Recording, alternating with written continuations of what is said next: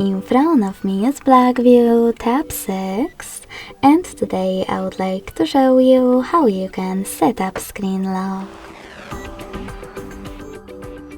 You need to begin by opening Devices Settings and scrolling down just a bit to access Security. Then scroll down again, click on Screen Lock, and tap on one of those login methods: pattern, PIN, or password. Sorry, misclick. Now you finally get to create it. Hit Next at the bottom right corner and repeat it in order to confirm it. When you're done, click on Confirm at the bottom right corner as well.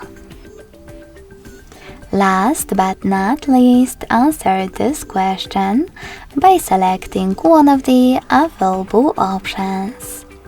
How do you want the lock screen to display your notifications? I don't want any, so I will go with the last option. Don't show notifications at all. And click on Done. So finally, when I switch off my screen, then turn it back on, I can see that pattern is now required.